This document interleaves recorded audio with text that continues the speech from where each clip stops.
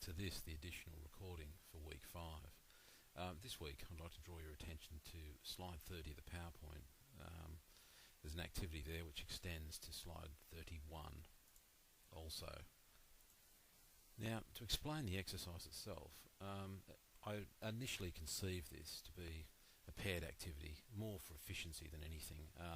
However, it can be done as a single or an individual activity. That's my hope, that the people at home, i.e. you, will attempt it in some form or other. Now, the way the exercise itself is run in the classroom is that if you look in the PowerPoint and you do it in a slideshow format, you will find that each of the words, or should I say segments of the activity, will appear or transition or at different points. Initially in the classroom, what I do is I put forward a topic like schizophrenia. I ask people in pairs to suggest a whole range of words that may be related to schizophrenia. So what are the key words, perhaps, is a better thing not a better thing necessarily, but a way of concentrating what you're actually looking at. Usually I allow students maybe 4 or 5 minutes to do this in class, and then we literally go around the room and each pair provides some of the answers that I put up on the board. And generally what we do is we come up with a big list. I then reveal the list that I have, that I created from, perhaps a minute or so of thinking about what would I need to search for. Now, obviously with schizophrenia, you would initially put in a word like schizophrenia, but you would extend that out to mental illness if you wanted to look at schizophrenia in a broader context.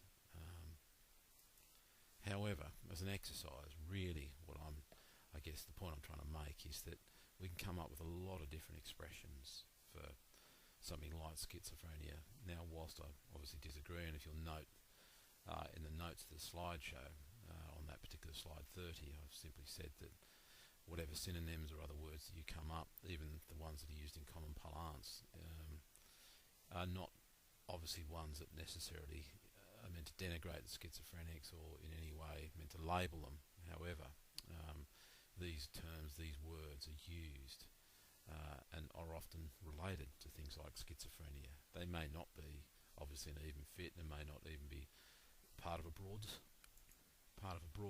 description of something like schizophrenia, but there's still words that come up when we actually mention a word like it.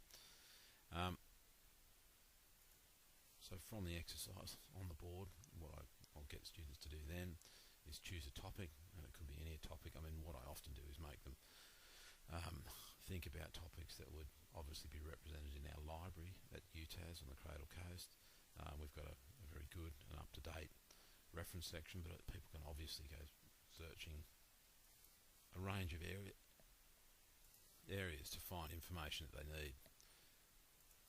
Students then go down to the library to pursue their chosen topic, obviously having a list of words that they've compiled before they go down.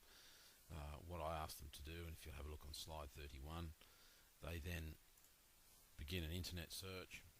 I also ask them to obviously look through the library catalogue, so in a general search maybe through Google or Google Scholar, and then obviously through the UTAS library catalogue, and then they begin to compile a list of the results and things that they've found. Now, if you have a look in the notes section 31, it gives you a fairly reasonable, I would suggest, level of instruction, exactly what students are expected to get and why they get it.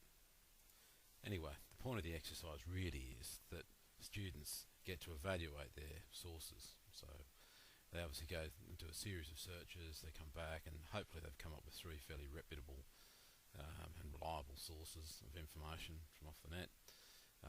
They obviously measure that by reputability measures, which we've discussed in the previous slides, and such things as authorship, reference, content, bias, etc. are all used to measure the reputability of the actual source. Sorry, there's some flickers in here in the recording, I do apologise. With any luck, you've all found some sources that you could see as reputable, and that you use the measures that we applied in here, and that's the point of the exercise. Anyway, I won't say more. If you can, it'd be great if you could do it. If not, carry on with the rest of your work. Have a good week. See ya.